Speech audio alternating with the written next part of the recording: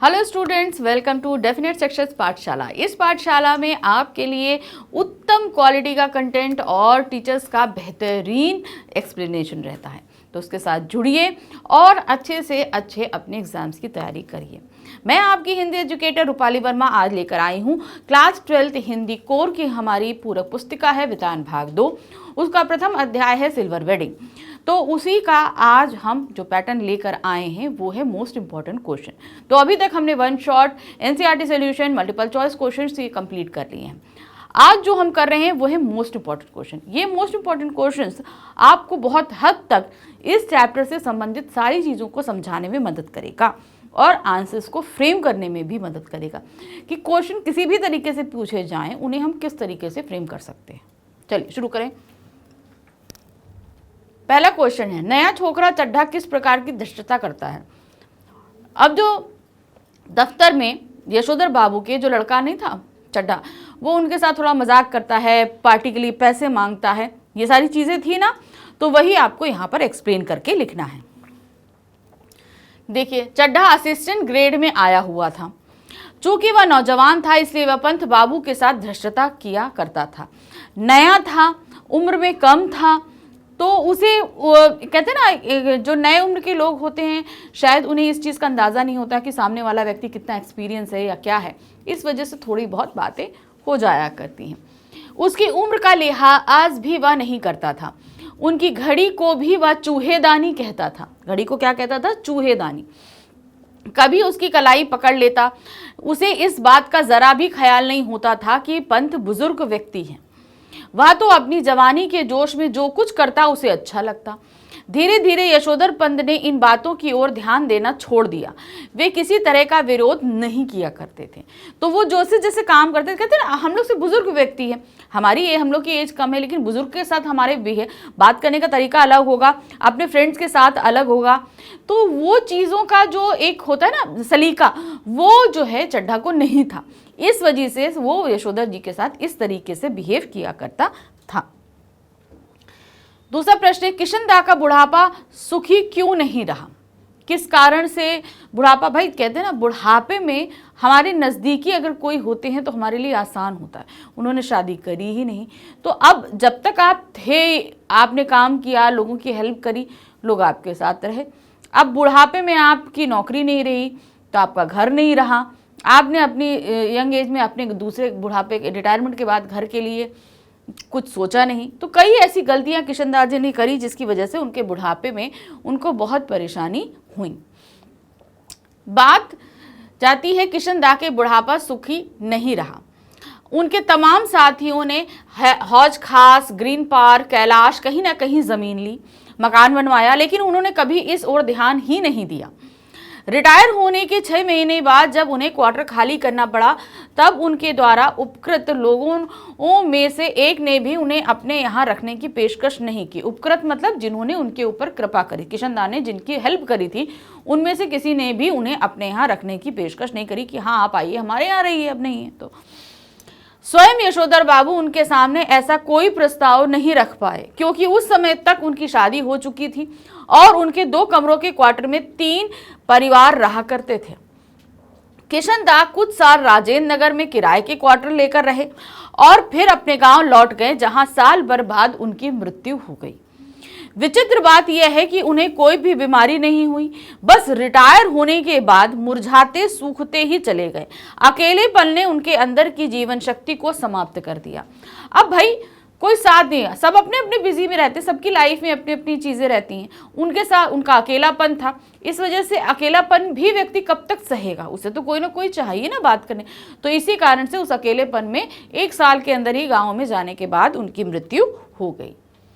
प्रश्न संख्या 3 है, पीढ़ी का अंतराल किस तरह हमारे जीवन को प्रभावित कर रहा है, स्पष्ट कीजिए।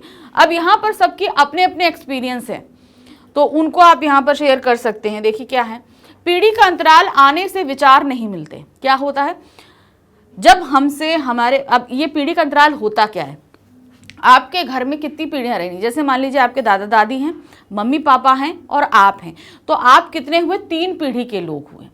अब आपके विचारों में दादा दादी के विचारों में फर्क होगा, मम्मी पापा दादा दादी के विचारों में फर्क होगा, आपके और मम्मी पापा के विचारों में फर्क होगा। तो इस तरीके से क्या होता है, यही पीढ़ी अंतराल होता है, क्योंकि सोच, एक्सपीरियंस और समय, ये 3 चीजें इस अंतराल को पैदा करती हैं।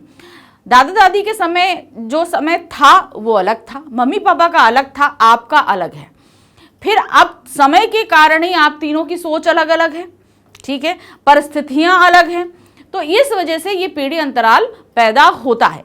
हाँ, हर घर में होता है, लेकिन ये अंतराल कम किया जा सकता है कैसे, जब हम आपस में बैठते हैं, बातें करते हैं, चीज़ों को समझते हैं, अपनी परेशानियों को उनके साथ शेयर करते हैं, तो ये अंतराल स्वतः ही कम हो जाता है और दूसरे हमें समझ पाते हैं और हम भी दूसरों को समझ पाते हैं।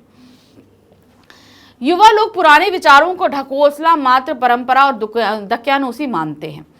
वे तो पुराने विचारों को पूरी तरह त्याग देते हैं, इसलिए पुराने विचार रखने वाले और कहने वाले ये उन्हें फालतू आदमी लगते हैं। ठीक है, समय जो पुरानी बातें जो बताई जा रही हैं वो सब उन्हें फालतू लगता है। विचारों को इस मतभेद के मध्यवर्गीय जीवन को बहुत प्रभावित किया है। मध्यवर्गीय परिवार आज संयुक्त परिवार प्रथा को भुला चुके हैं। आप देखेंगे मिडिल क्लास फैमिलीज में संयुक्त परिवार अब आपको देखने को नहीं मिलते, ना के बराबर मिलते हैं, क्योंकि विचारों का मतभेद वहां पे भी है। यशोधर पंत का जीवन इसी पीढ़ी अंतराल से प्रभावित किया है। अपने बच्चों के विचारों को वे अपना नहीं सकते और अपने विचारों को वो छोड़ नहीं सकते। अपनाने और छोड़ने की दुविधा भरी स्थिति में यशोधर बाबू सपरिवार होते हुए भी स्वयं को अकेला पाते हैं। अब देखिए किशन दा की कंडीशन क्या थी, उनकी तो शादी ही नहीं हुई, उनके तो कोई था ही नहीं, तो इसलिए अकेलापन था। यशोधर बाबू के तो सबको ही है, लेकिन तब भी अकेलापन है। सिर्फ कारण क्या है, विचारधारा। अगर किशन दा ने अपनी विचारधारा को संभाला होता, शादी कर ली होती, एक क्वार्टर बना लिया होता, तो शायद उनका परिवार होता, वो अभी भी जिंदा होते। यशोधर बाबू थोड़ा सा अपने विचारों में बदलाव कर ले तो वो अपने परिवार के साथ रहेंगे, उन्हें भी अकेलापन नहीं। तो किशन दा और यशोधर बाबू अगर थोड़ा थोड़ा सा अपने विचारों में करते और यशोधर बाबू के बच्चे अपने विचारों में थोड़ा सा बदलाव लाएं, तो ये अपने आप सारी सिचुएशंस बदल सकती हैं। आज पारिवारिक संबंध आर्थिक संबंधों पर ज्यादा निर्भर रहते हैं, स्पष्ट कीजिए। क्या है, आज पारिवारिक संबंध आर्थिक संबंधों, यानी कि जो हमारे परिवार के जो संबंध हैं वो हमारी फाइनेंशियल जो चीज़ें जो हमारी ज़रूरतें पूरी करता है, हम उसका ज़्यादा सपोर्ट करते हैं। तो ये आपको इस पे बताना है। विज्ञान के युग में आज संबंधों का मानक आर्थिक स्थिति बन गई है, यानी कि पैसा। आज पारिवारिक संबंध तभी सही रहते हैं जब आर्थिक स्थिति बेहतर हो। यशोधर पंत की पारिवारिक स्थिति इसी अर्थ पर निर्भर करती है, क्योंकि लड़का अच्छा कमा रहा है, वो घर में सुविधाएं ला रहा है, ये भी एक चीज़ है। बच्चे चाहते हैं पिता किसी न किसी ढंग से ऊपरी कमाई करे और उनका जीवन सुखी बनाए, लेकिन सिद्धांतवादी पंथ ने ऐसा कभी नहीं सोचा। उन्होंने कहा कि भाई आपको मकान मिल रहा है, आप जिस पोस्ट पे हैं उस पर ऊपरी कमाई हो सकती है, लेकिन उन्होंने कभी नहीं किया। और तो और अपने कोटे का निर्धारित फ्लैट भी उन्होंने नहीं लिया। इन सभी बातों से उनके बच्चे सदा उनसे खिन्न रहे। यद्यपि बड़ा बेटा भूषण एक विज्ञान एजेंसी में 1500 रुपए मासिक की नौकरी करता है, तथापि पिता और पुत्र के बीच की वैचारिक खाई बनने में पैसे ही महत्वपूर्ण भूमिका निभा रहे हैं। कहीं ना कहीं पैसा ही इन संबंधों को प्रभावित कर रहा है। भाई उनका मानना था कि ऊपरी कमाई कर लो तो पैसा आप हम लोग की आर्थिक स्थिति सुधरेगी, लेकिन वो सैलरी में ही सेटिस्फाई थे कि नहीं, हमें जो सैलरी मिल रही है उसी में। अब यही काम जब बच्चा कमाने लगा तो ये सारी चीज़ें क्या हुई, यशोधर बाबू को पसंद नहीं आ रही। नहीं, कमाना पसंद नहीं, ऐसा नहीं कि उनको कमा रहा है इसलिए, लेकिन उस कमाई की वजह से वो अपने उसके बोल में जो फर्क आया वो अच्छा नहीं। तो ये जो आर्थिक स्थितियाँ हैं ये बहुत हद तक जो है संबंधों को प्रभावित करने लगी हैं। गीता की महिमा सुनते सुनते, जनार्दन शब्द सुनते ही यशोधर पंत क्या सोचने लगते हैं। जब वो ऑफिस से लौटते हुए बिरला मंदिर जाते हैं तो वहां गीता के प्रवचन चल रहे होते हैं, उसी में जनार्दन शब्द आता है। जनार्दन कौन है, उनकी बहन के पति यानी कि बहनोई। तो उन्हें क्या क्या याद आ जाता है ये चीज आपको यहाँ लिखनी है। गीता की महिमा सुनते सुनते अचानक यशोधर पंत के कानों में जनार्दन शब्द सुनाई पड़ा। यह सुनते ही उन्हें अपने जीजा जनार्दन जोशी की याद आ गई। उन्हें याद आया कि परसों ही चिट्ठी आई है कि उनके जीजा जी बीमार हैं। वे अहमदाबाद में रहते हैं। ऐसे समय में उनका हाल चाल जानने के लिए अहमदाबाद जाना ही होगा। यशोधर पंत एक मिलनसार व्यक्ति हैं।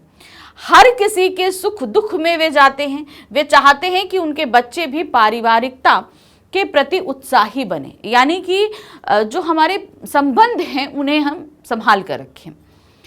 लेकिन ऐसा नहीं हो पाता। पत्नी और बच्चों को तो यह मानना है कि पुराने रिश्तों के प्रति लगाव रखना मूर्खता है, क्योंकि इन्हें निभाने के लिए समय और पैसा दोनों की ही हानि होती है। अपने जीजा जनार्दन जोशी का हालचाल जानने के लिए वे अहमदाबाद जाने के लिए उतावले हैं। जब बड़ा बेटा उन्हें पैसे देने से मना कर देता है तो वे उधार पैसे लेकर अहमदाबाद जाने का निर्णय करते हैं। अब इस जगह उनके बेटी और पत्नी का विचार सही नहीं है। भाई ऐसा नहीं कि हम रिश्ते भूल जाएं, हमें रिश्ते बहुत ज़रूरी होते हैं, हमारे जीवन, हमारे सामाजिक जीवन के लिए बहुत ज़रूरी होते हैं। तो अगर आपके पास पैसा, इसका मतलब ये नहीं है कि आप अपने रिश्तों को भूल जाओ, उन्हें दरकिनार कर दो। तो अब जनार्दन जी को अगर पैसों की ज़रूरत है, उनकी तबीयत नहीं ठीक है, तो उनके बच्चों को हेल्प, यशोधर बाबू के बच्चों को अपने फूफा जी की हेल्प करनी चाहिए, जो वो नहीं कर रहे थे। तो यहाँ पर इनकी सोच गलत थी। तो ये सारी चीज़ें उन्हें याद आई थी। तो अंत में ये हुआ कि भाई अपने पिता को ही वो पैसे नहीं देता कि अहमदाबाद जाकर वो मिल आए। तो वो अंत में पिता लाचार होकर क्या करेंगे, उन्होंने कहा हम उधार पैसे लेकर जाएंगे। तो ये भी गलत है। पिता को पैसे देने में क्या आपत्ति थी, आप दे सकते हैं अगर आपके पास हैं तो। यशोधर पंत ने भविष्य के बारे में कभी नहीं सोचा, केवल वर्तमान के बारे में ही चिंता की। क्यों? अब यशोधर पंत में भविष्य के बारे में अगर सोचा होता तो पैसे संजोए होते, अगर उन्हें फ्लैट मिल रहा है तो उन्होंने लिया होता, लेकिन उन्होंने ऐसा नहीं किया। ऐसा क्यों? क्योंकि वो किशन दा के सिद्धांतों पर चलते थे। सबसे बड़ा कारण यही था। सिद्धांतवादी लोग लकीर का फकीर बन जाते हैं, उन्हें भविष्य की कोई फिक्र नहीं होती। वे तो बस वर्तमान को ही सब कुछ मानते हैं। यशोधर पंत भी ऐसे ही व्यक्ति हैं। उन्होंने अपनी पत्नी और बच्चों को इस आग्रह को कई बार ठुकराया कि कोई मकान मोल क्यों ना ले लिया जाए। भाई बच्चों ने बहुत बार कहा कि हम कोई एक मकान ले लेते हैं, खरीद लेते हैं, लेकिन यशोधर पंत ने हमेशा इस चीज़ को मना कर दिया। रिटायर होने के बाद तो सरकारी क्वार्टर छोड़ना पड़ेगा, लेकिन इस बात को यशोधर बाबू ने कभी समझने का प्रयत्न नहीं किया। सदा यही कहते रहे कि जो होगा देखा जाएगा। यशोधर बाबू ने तो किशन दा की एक बात को गांठ बांध दिया कि मूर्ख लोग मकान बनवाते हैं और समझदार लोग उसमें रहते हैं। इसलिए वर्तमान में जीने वाले यशोधर पंत भविष्य की चिंता करता तो भी क्यों। अब यहाँ पर ये सोच यशोधर बाबू की गलत थी। भाई इंसान आज के लिए जी रहा है, भविष्य के लिए नहीं जिए, ये तो गलत है। अब भाई ये तो ऐसा है नहीं कि आप हमेशा नौकरी में रहोगे, क्वार्टर आपके पास रहेगा। आपको ये फैक्ट पता है कि हम रिटायर हो जाएंगे तो मकान हमारे यहाँ से चला जाएगा, उसके बाद हम कहाँ रहेंगे। तो ये सोच इस जगह पर बच्चे अगर इस चीज़ को कह रहे थे तो उन्हें इस चीज़ को समझना चाहिए था कि उन्हें एक मकान का इंतज़ाम करना चाहिए था। तो ये चीज़ यशोधर बाबू, इसलिए वो भविष्य की चिंता नहीं करते थे। क्यों? क्योंकि उन पे किशन दा का बहुत ज़्यादा प्रभाव था और किशन दा की एक बात को उन्होंने गांठ बांधा था कि मूर्ख लोग घर बनवाते हैं और समझदार लोग उसमें निवास करते हैं। यशोधर बाबू किशन दा की किन परंपराओं को अभी तक निभा रहे थे? अब वो बहुत सारी परंपराओं था, वो दशहरे के लिए क्वार्टर देना, ये सारी चीज़ें, उनके जो मान्यताएं सिद्धांत थी, वो सभी चीज़ें। यशोधर बाबू किशन दा के भक्त थे। वह उनके विचारों का अनुसरण करते हैं जो निम्नलिखित हैं। उन्होंने कभी मकान नहीं लिया क्योंकि किशन दा ने कहा कि मूर्ख मकान बनवाते हैं और समझदार उसमें रहते हैं, पहला सिद्धांत। दूसरा, उन्होंने कभी अपने सिद्धांतों को नहीं छोड़ा। किशन दा के जो सिद्धांत उन्होंने अपनाए वो उन्होंने कभी नहीं छोड़े। किशन दा ने नहीं छोड़े तो यशोधर जी ने जो किशन दा के सिद्धांत अपनाए थे उन्होंने भी कभी नहीं छोड़े।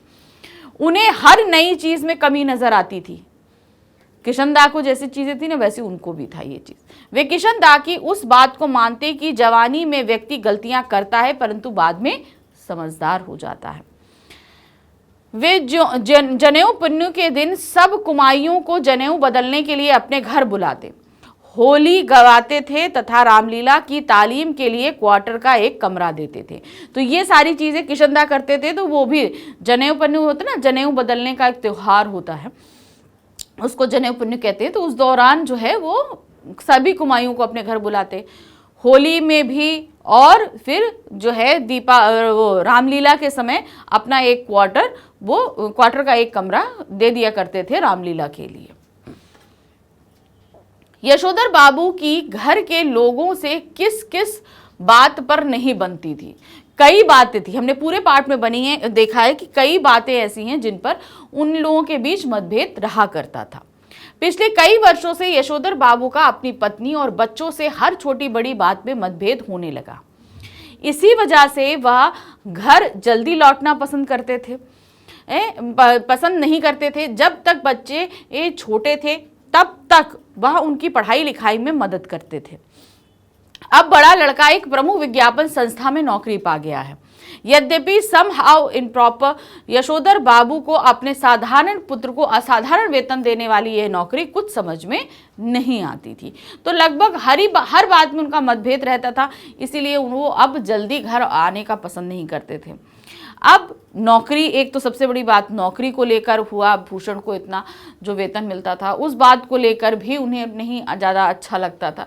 तो कहीं ना कहीं बहुत सारी ऐसी चीज़ें थी जो उनको अच्छी नहीं लगती थी। हाँ, इस क्वेश्चन को एक तरीके से आप आंसर को और लिख सकते हो, जो जो बातें उन्हें अच्छी नहीं लगती थी उन्हें आप पॉइंट वाइज भी लिख सकते हो, है ना।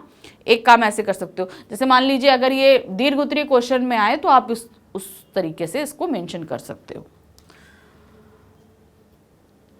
वह कहते कि 1,500 रुपया तो हमें अब रिटायरमेंट के पास पहुंचकर मिला है। अब जो भूषण को 1,500 मिलता था वो उनको कब मिल रहा है? रिटायरमेंट के बाद। शुरू में ही 1,500 रुपया देने वाली इस नौकरी में जरूर कुछ पेच होगा। यशोधर जी का दूसरा बेटा दूसरी बार IAS देने की तैयारी कर रहा है और यशोधर बाबू के लिए यह समझ सकना असंभव है कि जब यह पिछले साल एलाइड सर्विसेज की सूची में नाम काफी नीचे आ गया था तब इसने ज्वाइन करने से इनकार क्यों कर दिया। वो IAS बनना चाहता है। एलाइड सर्विसेज जो हम लोगों को सेवाएं प्रदान करती हैं, उन सर्विसेज में उसका नाम आया था तो उसने मना कर दिया कि नहीं, वो दोबारा IAS की परीक्षा देगा। तो उनका अगर माना कि नाम बहुत नीचे आया था तो उसे वो सर्विस ज्वाइन कर लेनी चाहिए थी। ये बात भी उन्हें पसंद नहीं आती है। उनका तीसरा बेटा स्कॉलरशिप लेकर अमेरिका चला गया और उसकी एकमात्र बेटी न केवल तमाम प्रस्तावित वर अस्वीकार करती चली जा रही थी बल्कि डॉक्टरी की उच्चतम शिक्षा के लिए स्वयं भी अमेरिका जाने की धमकी दे रही थी।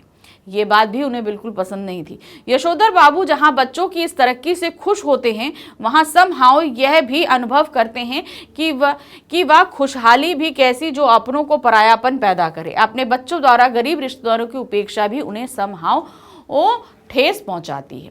तो ये आपने देखा कि कई सारी ऐसी चीजें थी जो उन्हें बिल्कुल भी पसंद नहीं आती ही थी। तो यही सारी चीजें जैसे मैंने बोला कि आप पॉइंट में इसे मेंशन कर सकते हैं। नेक्स्ट है, यशोधर बाबू की पत्नी ने मॉडर्न बनने के पीछे क्या तर्क दिए। अब यशोधर बाबू की जो पत्नी है वो संयुक्त परिवार में आई, बहुत सारा मतलब जब से वो शादी होकर आई उन्होंने कई सारी चीज़ों को फेस किया, उनकी इच्छाएं कहीं ना कहीं अंदर मर के रह गईं।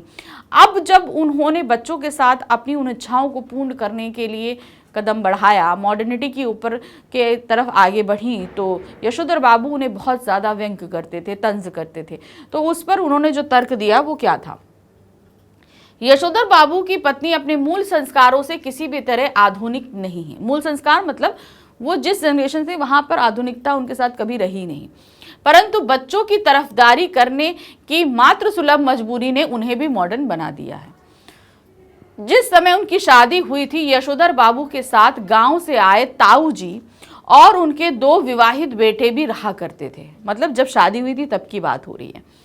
इस संयुक्त परिवार में पीछे ही पीछे बहुओं में गजब के तनाव थे, लेकिन ताऊ जी के डर से कोई कुछ नहीं कह पाता था। मतलब जो 2 बेटे की शादी हुई थी वो और ये तो 3 बहुएं हुई ना, तो उनके बीच अलग सा तनाव था, लेकिन कुछ चीजें ताऊ जी के डर से खुल के सामने नहीं आती थी। यशोधर बाबू की पत्नी को शिकायत है कि संयुक्त परिवार वाले उस दौर में पति ने हमारा पक्ष कभी नहीं लिया, कि मतलब हमारे साथ जो हो रहा था नाइंसाफी होती रहती थी वो हमारा कभी भी फेवर नहीं लेते थे, बस जिठानियों की चलने दी। उनका यह भी मानना है कि मुझे आचार व्यवहार के ऐसे बंधनों में रखा गया मानो मैं जवान औरत नहीं बुढ़िया थी। मतलब उनको ऐसी चीजें बोली गई करनी थी जहां पर कहते हैं ना जवान लोगों की इच्छाएं वो कहीं ना कहीं घुट कर रह गई। जितने भी नियम इनकी बुढ़िया ताई के लिए थे वे सब मुझ पर ही लागू करवाए, ऐसा कहती हैं घरवाली ही बच्चों से। बच्चे उनसे सहानुभूति व्यक्त करते, फिर वह यशोधर जी से उन्मुख होकर कहती, मैं भी इन बातों को उसी हद तक मानूंगी जिस हद तक सुहाती हैं। अब मेरे कहने से वह सब ढोंग ढकोसला नहीं हो सकता। तो मतलब उनकी जो इच्छाएं थी उस संयुक्त परिवार में कहीं ना कहीं दबकर रह गई, इसलिए वो अपनी इच्छाओं को पूरा नहीं कर पाई और अब वो उन ढोंग ढकोसलों को नहीं मानेंगी और अपनी इच्छा के अनुसार अपने जीवन को व्यतीत करेंगी। प्रश्न संख्या 10 है, कहानी के आधार पर सिद्ध कीजिए कि यशोधर बाबू का व्यक्तित्व किशन दाह के पूर्ण प्रभाव में विकसित हुआ। ये आपको सिद्ध करना है। अब इसी से देखिए, अब यही क्वेश्चन दो तरीके से पूछा गया। इसमें देखिए क्या है, सिल्वर वेडिंग के आधार पर बताइए कि यशोधर बाबू किशन दाह को अपना आदर्श क्यों मानते थे। इन दोनों क्वेश्चन में किशन दाह के प्रभाव को यशोधर बाबू के ऊपर हमें व्यक्त करना है। यही चीज इसमें पूछी गई है। देखिए क्या है, सिल्वर वेडिंग कहानी में यशोधर बाबू किशन दाह के मानस पुत्र लगते हैं। क्या लगते हैं? उनको मानस पुत्र कहा गया है क्योंकि वो तो कुमायूं रीजन से थे, उसके घर आए थे, वो सभी को अपने पुत्र के तौर पर रखते थे। उनका व्यक्तित्व किशन दाह की प्रतिछाया है। कम उम्र में यशोधर पहाड़ से दिल्ली आ गए थे तथा किशन दाह ने ही उन्हें आश्रय दिया था, उन्हें सरकारी विभाग में नौकरी दिलवाई। इस तरह जीवन में महत्वपूर्ण योगदान करने वाले व्यक्ति से प्रभावित होना स्वाभाविक है। किशन दाह की निम्नलिखित आदतों का यशोधर बाबू ने जीवन भर निर्वाह किया। तो अब आपको समझ में आया कि किशन दाह का प्रभाव उनके ऊपर इतना ज्यादा क्यों रहा। अब क्या क्या सिद्धांतों को वो अपनाते थे, यहां पर देखिए, ऑफिस में सहयोगी के साथ संबंध, सुबह सैर करने की आदत, ये सारी चीजें उन्होंने अपनाई। फिर है पहनने ओढ़ने का तरीका, यानी कि जिस तरीके का पहनावा किशन दाह रखते थे उसी तरीके का वो भी रखते थे। किराए के मकान में रहना, मतलब किशन दाह भी किराए के मकान में रहे, उन्होंने भी मतलब ऑफिस क्वार्टर में एक तरीके से वो रहे।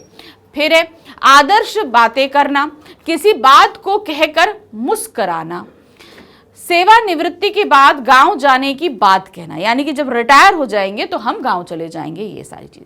यशोधर बाबू ने रामलीला करवाना आदि भी किशन दाह से ही सीखा था। वे अंत तक अपने सिद्धांतों पर चिपटे रहे। किशन दाह के उत्तराधिकारी होते हुए भी उन्होंने परिवार नामक संस्था को बनाया।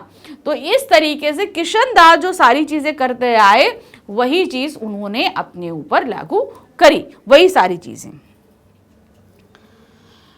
नेक्स्ट क्वेश्चन है, यहां पे भी देखिए क्वेश्चन देखिए, एक अथवा करके दो क्वेश्चन पूछे गए हैं। तो इसका मतलब ये नहीं कि यहाँ पर दो क्वेश्चन है, यहाँ पर ये क्वेश्चन एक अलग अलग तरीके से पूछे गए हैं मगर एक ही चीज पूछ रहे हैं, यानी कि इसका आंसर एक ही रहेगा। सिल्वर वेडिंग कहानी का प्रमुख पात्र वर्तमान में रहता है किंतु अतीत को आदर्श मानता है। इससे उनके व्यवहार में क्या क्या विरोधाभास दिखाई पड़ते हैं, उदाहरण उल्लेख दीजिए। तो कथानायक कौन है? जो भाई नायक प्रमुख पात्र हैं यशोधर बाबू। वो रहते तो वर्तमान में हैं लेकिन सिद्धांत मानते हैं किसके? पुराने समय के। इसकी वजह से उनके अंदर बहुत सारे विरोधाभास हैं, वो आपको उदाहरण से स्पष्ट करने। दूसरा क्वेश्चन देखिए, यशोधर पंथ की पीढ़ी की विवशता यह है कि वे पुराने को अच्छा समझते हैं और वर्तमान से तालमेल नहीं बिठा पाते। सिल्वर वेडिंग कहानी के आधार पर इस कथन की साधारण समीक्षा कीजिए। मेन आपको बताना क्या है कि क्या कारण है कि वो पुरानी चीजें, जो पहले तो आपको बताना है कि क्या क्या पुराने सिद्धांतों को वो छोड़ नहीं पा रहे और नए के साथ तालमेल नहीं बिठा पा रहे और इसके कारण क्या है। अच्छा, इसी में और भी क्वेश्चन सेम, मतलब वही क्वेश्चन आपसे पूछे जा रहे हैं, आंसर एक ही रहेगा। सिल्वर वेडिंग का प्रधान पात्र वर्तमान में रहता किंतु अतीत में जीता, भविष्य के साथ कदम मिलाने में असमर्थ रहता। उपर्युक्त कथन के आलोक में यशोधर बाबू के अंतर्द्वंद का सुधारण पेश है, मतलब उनके अंदर जो नए पुराने का जो द्वंद्व चल रहा है वो आपको बताना है। यशोधर बाबू दो भिन्न कालखंडों में जी रहे हैं, पक्ष या विपक्ष में साधारण उत्तर दीजिए। आपसे सारे क्वेश्चन एक ही चीज पूछ रहे हैं, वो जो द्वंद्व यशोधर बाबू के अंदर चल रहा है, पुराने सिद्धांत जो किशन दाह के द्वारा उन्होंने अपनाए हैं उनको वो छोड़ नहीं पा रहे, बच्चे जिन आधुनिक सिद्धांतों को लेकर चल रहे हैं उनको वो अपना नहीं पा रहे। कभी उन्हें वो सिद्धांत अच्छे लगते हैं, कभी अपने अच्छे लगते हैं, कभी उन्हें लगता है कि हमें अपना लेना चाहिए, उन्हें साथ में अपने पुराने भी नहीं छोड़ने हैं। तो इस द्वंद्व को आपको कहाँ कहाँ वो द्वंद्व हुआ है, उदाहरण के साथ आप इसे समझाओगे। सिल्वर वेडिंग का प्रधान पात्र यशोधर बाबू, वह रहता तो वर्तमान में है परंतु जीता अतीत में है। वह अतीत को आदर्श मानता है। यशोधर को पुरानी जीवन शैली, विचार आदि अच्छे लगते हैं। वे उनका स्वप्न है, यानी कि उनका एक सपना है, जो सारी चीजें वो पूर्व समय से जीते आ रहे हैं, परंतु वर्तमान जीवन में वह अप्रासंगिक हो गए हैं। कहानी में यशोधर का परिवार नए जमाने की सोच का है। वे प्रगति में नए आयाम छूना चाहता है। ठीक है, वो प्रगति करना चाहता है, सही बात है। उनका रहन सहन, जीने का तरीका, मूल्य बोध, संयुक्त परिवार के कटु अनुभव, सामूहिकता का अभाव आदि सब नए जमाने की देन है। यशोधर को यह सब समहाउ इम्प्रॉपर लगता है।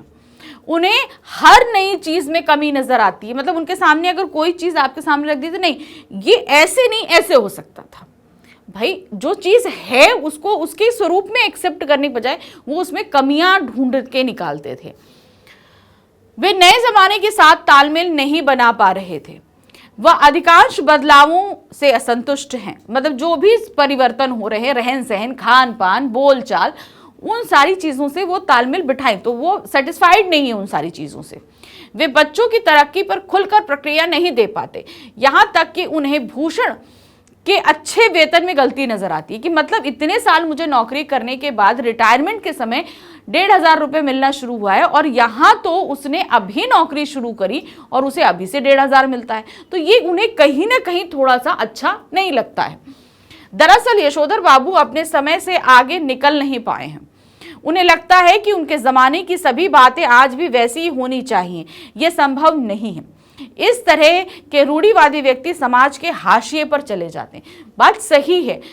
पहली चीज ये बदलनी है कि समय बदल रहा है तो हमें भी अपने सोच, कृत्य, सारी चीजें हमें अब अगर आप चले जाओ अपने दादा दादी के समय में, उस समय हम कह रहे टीवी भी बहुत कम ही लोगों के प्रचलन में था। फिर मम्मी पापा आए तो टीवी, ये सारी चीज़ें हो गई। तब उस समय केबल चलता था। अब आप बताइए, केबल छोड़ दीजिए, हम लोग के यहाँ तो ओटीटी प्लेटफॉर्म हो गए। 4-5 आप चैनल्स को आप सब्सक्राइब करिए ओटीटी प्लेटफॉर्म पे और बढ़िया आराम से देखिए। सब कुछ आपको मिल रहा है नेट पे, हमें मोबाइल पे मिल रहा है, मोबाइल पे सब कुछ देख सकते हैं। तो परिवर्तन हुआ, तो परिवर्तन अब क्या है, जो हमारे दादा दादी हैं क्या उन्होंने मोबाइल नहीं लिया? क्या वो फेसबुक पे एक्टिव नहीं है? क्या वो ट्विटर नहीं चलाते? क्या वो व्हाट्सअप नहीं करना जानते? तो उन्होंने बदलाव लिया ना, बदलाव को एक्सेप्ट किया ना समय के साथ में।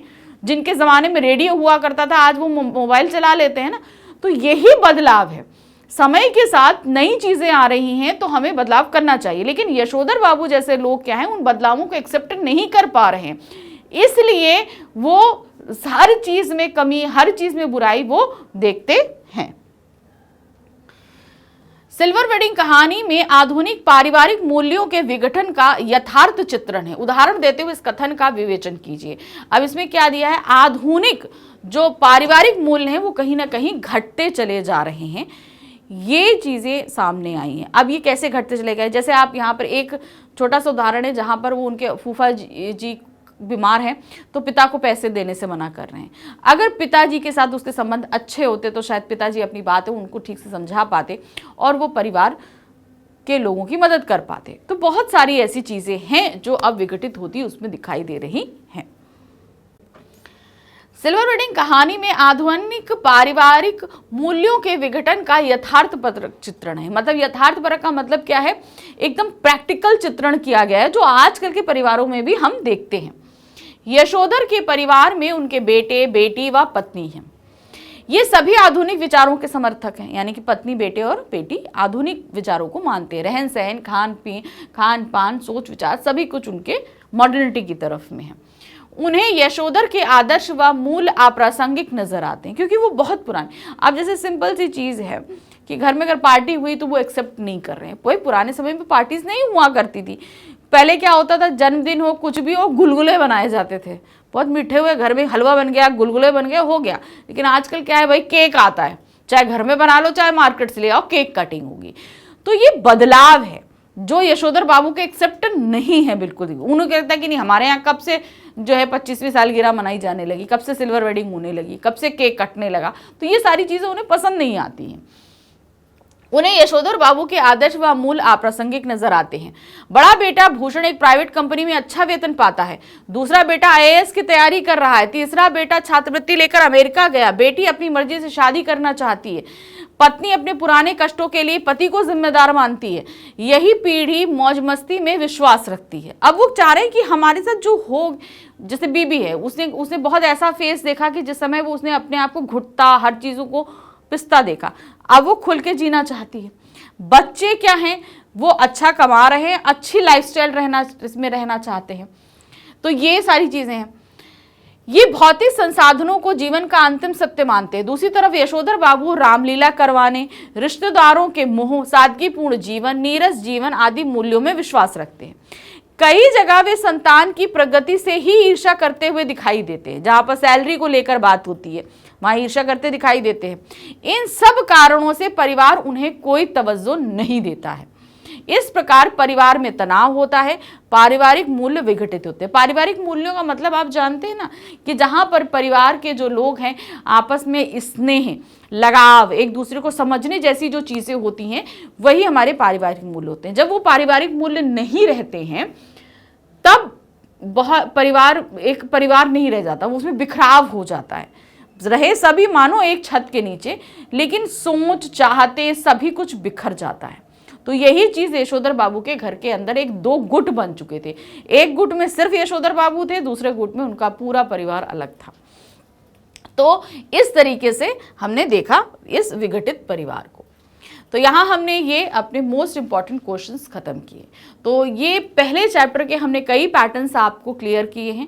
हर तरीके से आपके सामने क्वेश्चंस लेकर आई हूँ ताकि आप अपने एग्जाम्स की तैयारी कर सकें। तो ये तो अभी हमारा पहला ही चैप्टर था। अब लेकर आऊँगी मैं इसी बुक का दूसरा चैप्टर जो है जूझ। तो मिलेंगे नेक्स्ट वीडियो में और इसी प्लेटफॉर्म यानी कि डेफिनेट सक्सेस पाठशाला पर लेकर आती हूँ नया चैप्टर। Thank you, bye.